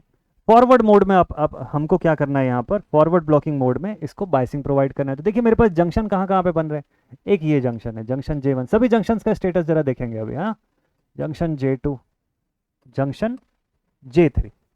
अब जब मैं फॉरवर्ड मोड में इसको ऑपरेट करवाऊंगा तो मैं एनोड पर क्या प्रोवाइड करूंगा? पॉजिटिव। कैथोड पर क्या प्रोवाइड करूंगा? Negative. P with respect to N should be positive, forward condition पे इसको लेकर के आना है। तो मैं एक काम करता हूं, मैं यहां से इसको फॉरवर्ड पोटेंशियल प्रोवाइड कर देता हूं, ठीक।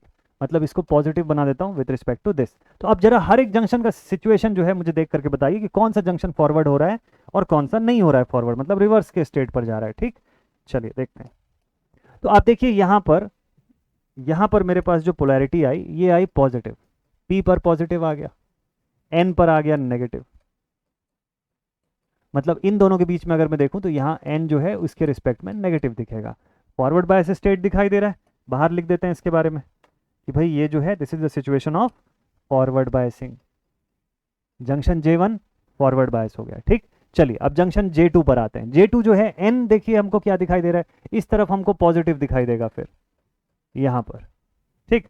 और इसके रिस्पेक्ट में P क्या दिखाई दे रहा है? P तो नेगेटिव दिखाई दे रहा है। तो जंक्शन J2 जो है ये क्या दिख रहा है? This is in reverse bias situation, negative है ना, देखिए P साइड, N साइड इधर से पॉजिटिव, ठीक। अब P और N के बीच में क्या हो रहा है? तो बिटवीन P एंड N यहाँ क्या सिचुएशन है भाई?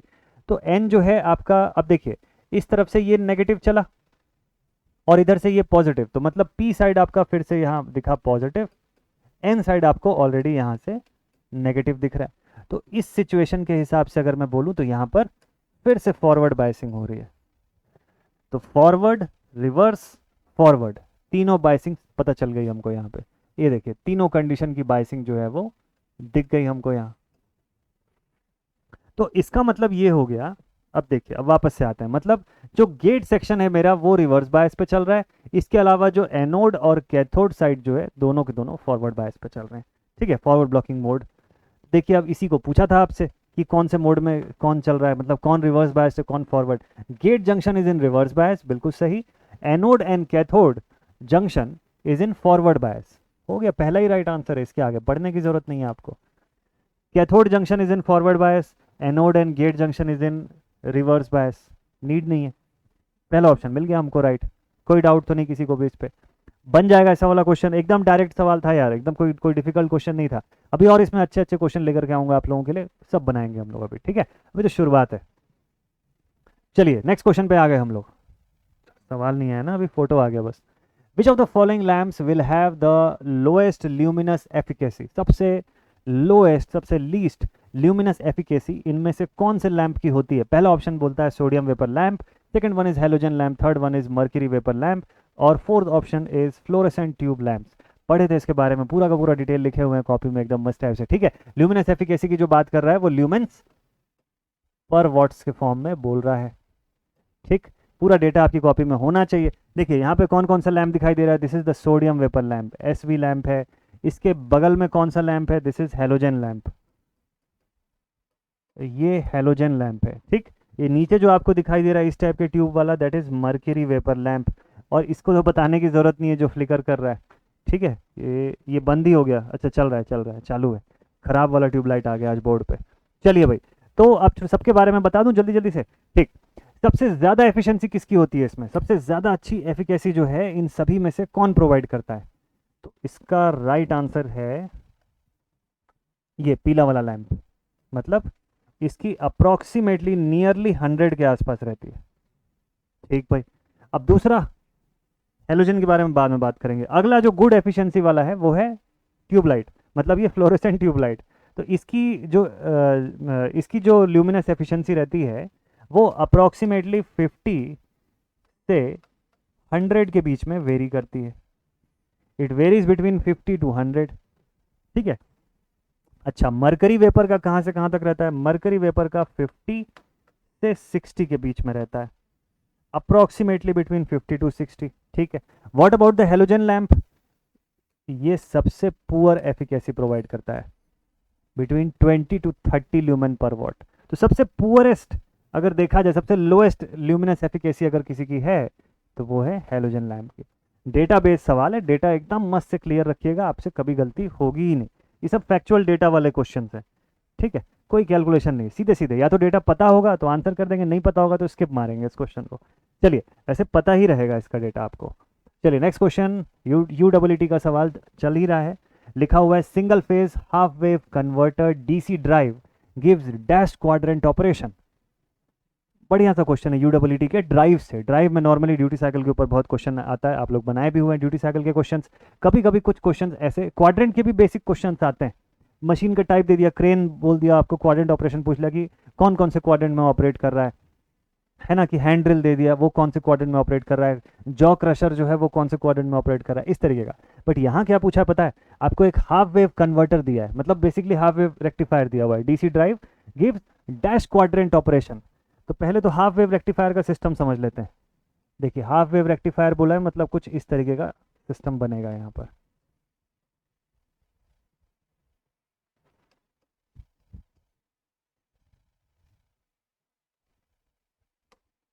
Are out, this is our D1, ये अपना सेकेंडरी साइड, ये प्राइमरी साइड। प्राइमरी साइड पे आप AC इनपुट प्रोवाइड करोगे बिटवीन दीज टू, तो ऐसा कुछ सर्किट आपके पास बनेगा।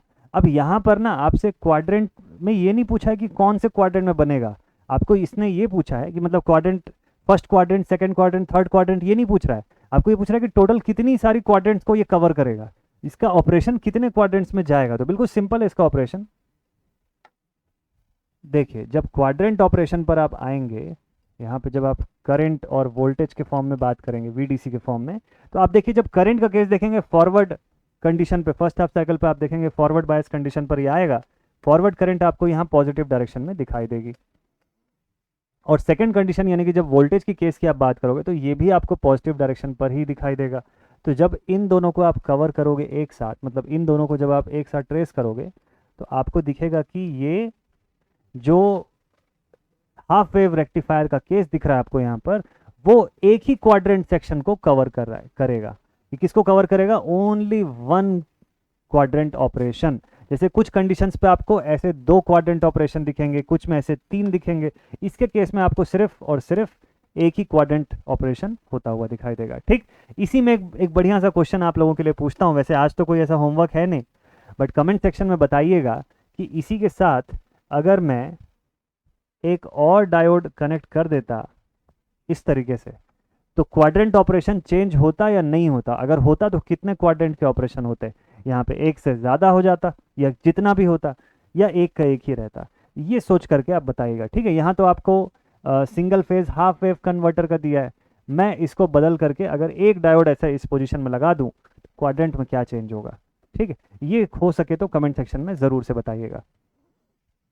चलिए नेक्स्ट क्वेश्चन पर आते हैं। अगला सवाल लिखा हुआ, determine the number of lamps required to illuminate a room of area 200 metre square to a level of 310 lux. Assume the utilization factor of इतना, मेंटेनेंस फैक्टर ऑफ इतना, and the lumen output of each lamp is 2850 lumen. चलिए पहले question के crux को समझिए, ये question बोल क्या रहा है। सॉल्व तो आप लोग कर लेंगे, बाकी न्यूमेरिकल सॉल्विंग पार्ट है, डेसिमल अपॉन 10 ये सब करना है। मेन मुद्दा ये है कि क्वेश्चन का क्रक्स क्या है, क्वेश्चन बोलना क्या चाह रहा है। चलिए देखते हैं इसको। ऐसे ही थोड़ा सा जनरलाइज फॉर्म में आपको मैं बताऊं तो आपको ये बोल रहा है कि कितने संख्या में लैंप लगेंगे, एक कमरे को इल्यूमिनेट करना है, एक जिस रूम का एरिया जो है आपको 200 मीटर स्क्वायर का दिया हुआ है, टू अ लेवल ऑफ कितना इल्यूमिनेशन, इसको कितना चमकाना है, कितना जगमगाना चाहिए कमरा, तो 300 लक्स का इल्यूमिनेशन हो जाना चाहिए। ठीक है, मतलब ई की वैल्यू आपको कितना दे दिया, चलो एक एक करके सबको लिखते जाते हैं।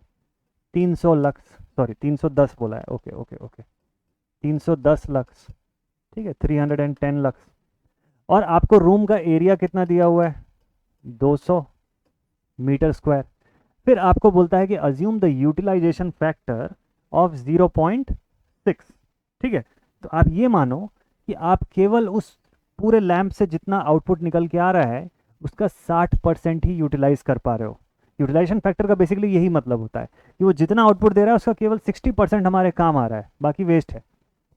तो यूटिलाइजेशन फैक्टर, अब आपको उससे फॉर्मूला समझने में आसानी होगी, अगर आप ये बेसिक चीज़ें समझ जाते हैं तो फॉर्मूला समझ में आ जाएगा। फिर मेंटेनेंस फैक्टर जो है which is the reciprocal of depreciation factor, ये हो गया 0.63। और साथ में आखिरी में एक डेटा दिया है कि ल्यूमेन आउटपुट एक लैंप का 2850 है। अब बोलिए ऐसे कितने लैंप लगाना पड़ेगा कि इतना जगमगाहट वहां पर क्रिएट हो जाए, कितने का, 310 लाख का। समझ गए क्वेश्चन का फील? ये था पूरा का पूरा सवाल। अब तो फॉर्मूला है, कुछ नहीं है। अब फॉर्मूला इसका कैसे बनेगा, देखिए इसका फॉर्मूला होता है कि आपको सबसे पहले तो टोटल ल्यूमेंस निकालना चाहिए, टोटल ल्यूमेंस 5। ये कैसे निकलेगा, area multiplied with illumination upon utilization factor into maintenance factor, सीधा सीधा फॉर्मूला है। पहले मुझे ये जानना है कि 310 लक्स बनाने के लिए सब कुछ मिला के टोटल कितना ल्यूमेन लगेगा। ठीक, फिर मुझे पता है कि एक बल्ब का ल्यूमेन इतना है, तो ऐसे कितने बल्ब लगेंगे डिवाइड करके निकाल लूंगा तुरंत, बिल्कुल सीधा सा डायरेक्ट सा सोल्यूशन। अब तो आप बना लोगे यार इसके आगे, अब आप लोग इसको आराम से सॉल्व कर लोगे, अब कोई दिक्कत नहीं है, अब आपको क्वेश्चन समझ में आ चुका है। तो एरिया कितना है मेरे पास, अब तो बस कैलकुलेशन पार्ट है।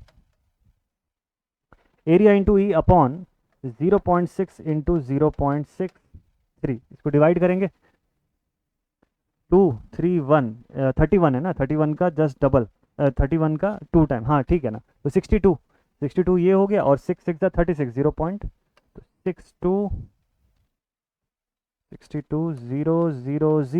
62,000, और 6 6 30, 6 3 18, 8 1 6 36, 1 37 7 3 0.378, 62,000 अपॉन 0.378, बहुत बड़ी वैल्यू देगा ये तो। इसकी वैल्यू कितनी आएगी, 16248 के आसपास कुछ आनी चाहिए, 16,248, 16,000 इसकी वैल्यू आएगी। ये 5 टोटल निकाल रहे हैं हम लोग, 16,421, और डेसिमल के बाद फिर से ये रिपीट हो जाएगा, 16,421 यही आएगा। 16,000 नहीं, सॉरी 1,64,021 है, 16,000 नहीं है ये, 1,64,021 है ये, और फिर वही 1,64,021 जो है वो रिपीट होने लग जाएगा। तो चलो ठीक है, तो 16 लिख के मैं छोड़ देता हूँ, इतना ल्यूमेन इन टोटल। अब इसको अच्छे से सॉल्व करके देखिएगा, इसी अप्रॉक्स डेटा देगा ये। तो 1,64,021 जो है, इतना ल्यूमेन का टोटल फ्लक्स चाहिए, तब जाके 310 लक्स का आउटपुट मिलेगा। ठीक, एक बल्ब जो है मेरा वो कितना आउटपुट दे रहा है, 2800 का, तो मेरे पास कितने नंबर ऑफ बल्ब चाहिए, तो n बराबर 164021 डिवाइडेड बाई 2850। अभी 2850 को ना मैं 3000 बना देता हूँ ताकि मुझे सॉल्व करना थोड़ा आसान हो जाए। इसको मैं अप्रॉक्सीमेटली 3K मानता हूँ। अगर ये 3000 है तो 3 5 जा 15, 16 का 1 बच गया, 14 बच गया, 3 4 जा 12, 54 point something, 54 point something something कुछ आना चाहिए। तो ये 3000 तो नहीं है ना, 3000 से छोटा है, तो न्यूमरेटर भी 54 से बड़ा आएगा, 55 56 के आसपास कुछ आएगा। ऑप्शन क्या है? 58 है, यही आंसर। ठीक है, एक बल्ब का इतना है, टोटल इतना ल्यूमेंस चाहिए, डिवाइड कर दिया, अब आ गया आंसर। समझ गए ना? इसका क्वेश्चन का बेसिक मुद्दा समझ में आना चाहिए। फॉर्मूले के बाद का कैलकुलेशन जो है, वो कैलकुलेशन पार्ट बड़ा डायरेक्ट होता है। बस उसके लिए आपको आपका मैथमेटिक्स थोड़ा सा सही होना चाहिए कि आप अच्छे से कैलकुलेट कर सको। चलिए नेक्स्ट एस्टिमेशन पे पहुंच गए, बस 2 क्वेश्चन दूर हैं हम लोग। मैंने सोचा था कि सेशन को थोड़ा शॉर्ट रखूंगा, मैंने आपको बोला था, बट सेशन का लेंथ थोड़ा सा इंक्रीज हो गया due to some questions, but ठीक है, कोई इशू नहीं है। चलिए अब देखते हैं। For semi enclosed rewirable fuses the fusing factor is usually, semi enclosed rewirable fuses की बात कर रहा है। सेमी एनक्लोज्ड रीवायरेबल फ्यूजेस, आपके सामने एग्जांपल में किटकैट फ्यूज का एग्जांपल एक रखा हुआ है। ठीक है, रीवायरेबल है, ये इसका जो कैरियर है वो है, इसको रीवायर कर सकते हैं हम लोग। जब जब ये जल जाता है इसको रीवायर कर देते हैं, और ये इसका बेस है, इसी पर इसको प्लग इन करते हैं। तो semi enclose rewirable fuses the fusing factor is usually, fusing factor कितना होता है? 2 हाफ में इस क्वेश्चन का एक्सप्लेनेशन आपको मैं बताता हूं। देखिए, फ्यूजिंग फैक्टर का फॉर्मूला जो होता है वो होता है minimum fusing current, fusing factor is equals to minimum fusing current divided by, देखिए मिनिमम फ्यूजिंग करंट तो ठीक है, डिवाइडेड बाय क्या होता है? Current rating, current rating of the fuse, fuse की करंट रेटिंग कितनी है। अच्छा, दोनों में अंतर क्या है?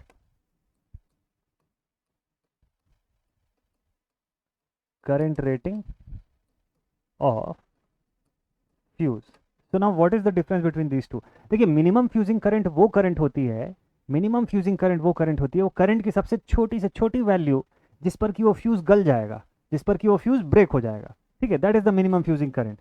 और current rating of the fuse किसको बोलते हैं हम लोग? कि करंट की वो मैक्सिमम वैल्यू, जिस वो आखिरी वैल्यू जहां तक फ्यूज टूटेगा नहीं, गलेगा नहीं फ्यूज, अब इसके आगे करंट बढ़ाओगे तो फ्यूज का गलना तय है। ठीक है, ये समझ आ गया? तो इससे एक और चीज आपको समझ में आ गया होगा कि फ्यूजिंग फैक्टर जो होता है it is bound to be greater than 1, क्योंकि न्यूमरेटर बड़ा रहेगा ना, फिर तो it is bound to be greater than 1, ये तो 1 से बड़ा ही आएगा। तो मतलब ऑप्शन एलिमिनेशन में से 2 ऑप्शन तो मेरे साफ हो गए, यहाँ से सी और डी तो हट गया, ये तो 1 से छोटा है। अब बचता है यहाँ से 1.9 और 1.45। ठीक, तो चलिए अब fusing factor for the rewirable fuses मैं आपको जल्दी से बता दूं। इसका रेंज जो होता है 1.9 से 2 के बीच में वेरी करता है। इसी वजह से बी ऑप्शन जो है this is your right answer. Fusing factor जो होता है रीवायरेबल फ्यूजेस के लिए 1.9 से 2 के बीच में वेरी करता है। जब फ्यूजिंग फैक्टर की वैल्यू जितनी छोटी होगी, उतना जो फ्यूज मटेरियल है उसके ऑक्सीडेशन या ज़्यादा ओवरहीट होकर टूट जाने का खतरा भी बना रहता है साथ साथ में। ठीक है, ये भी इसका सीन रहता है। तो ठीक है, इस क्वेश्चन का आंसर मिल गया 1.9, this is the final answer. चलिए नेक्स्ट क्वेश्चन पर चलते हैं, आखिरी question of the day. Question में लिखा हुआ है, क्या लिखा हुआ है? लिखा हुआ है according to the general practice the land required for 400 KV का सब स्टेशन, ये देख सकते हैं आप, जैसे सब स्टेशन है, इसके लिए कितना लैंड जो है वो रिक्वायर्ड रहता है। अगर 400 केवी का सब स्टेशन है तो how much land is required for it? तो इसका बिल्कुल छोटा सा बेसिक सा स्टैंडर्ड मैं आपको बता देता हूँ कि अगर सपोज कर लीजिए 400 केवी है तो इसका होता है 50 एकड़। ठीक, इसकी जगह पे अगर मान लो 220 केवी है तो इसके लिए लगता है 25 एकड़, को नोटेड रखिएगा। और इसके अलावा अगर सपोज कर लीजिए 132 केवी की सप्लाई का सब स्टेशन आपको बनाना है तो उसके लिए रिक्वायर्ड होता है 10 एकड़। इसको सेटअप करने के लिए आपको 10 एकड़ के एरिया की ज़रूरत पड़ती है। ये स्टैंडर्ड प्रैक्टिस है, ये जनरल प्रैक्टिस का पार्ट है। तो गाइडलाइंस के हिसाब से इसी को फॉलो किया जाता है, यही रिक्वायर्ड रहता है बेसिकली। इससे ज़्यादा हो सकता है बट मिनिमम इतने की रिक्वायरमेंट होती है। तो इस क्वेश्चन में आपको क्या पूछा? Land required for a 400 KV का सब स्टेशन, 400 केवी है तो 50 एकर्स, यानी कि option C is the right answer. अपने मार्क्स ज़रूर से चेक करिएगा कि टाइम लिमिट के अंदर कितने क्वेश्चन आप बना पाए। जितना हायर स्कोर अगर आपने किया होगा तो बहुत ही वेल एंड गुड है, बहुत अच्छी चल रही है आपकी प्रैक्टिस। अगर स्कोर लो है तो कोई दिक्कत नहीं, उन टॉपिक्स को पढ़िए, थोड़ा सा स्टडी करिए, बढ़िया से उसका रिवीजन हो जाएगा। नोट्स भी साथ साथ अपडेट करते जाइए, जो भी कुछ नया सीखने को मिल रहा है उसको नोट्स में अपडेट करते जाइए। एंड बिलीव मी, आने वाले ड्यूरेशन में आप ज़रूर से एग्ज़ाम क्रैक करेंगे और बिल्कुल मस्त तरीके से आपका परफॉर्मेंस रहेगा। मज़ा आने वाला है आगे आने वाले ड्यूरेशन में। ठीक है, तो आज का सेशन अब करते हैं यहीं पर एंड। आई होप आपको मज़ा आया होगा इन क्वेश्चंस को सॉल्व करने में। मिलते हैं आप सभी से नेक्स्ट सेशन में, कल के सेशन में। कल है दीपावली, फुल ऑन धूमधाम से सेलिब्रेशन होना है, तो इसीलिए कल का सेशन सुबह 8 बजे रहेगा आपके लिए, मॉर्निंग 8 AM रहेगा। और एकदम फटाफट से मैं कोशिश करूंगा जितनी छोटी से छोटी हो सके वीडियो उतनी छोटी रहेगी आपके लिए, और ताकि आप आराम से सुबह देखें, क्वेश्चंस बनाएं और फ्री हो जाएं उसके बाद पूरे दिन भर सेलिब्रेट करने के लिए। ठीक है, तो मिलते हैं आप सभी से नेक्स्ट सेशन पे। Take care and thank you so much all my dear students for attending the session. Stay connected and जय हिंद।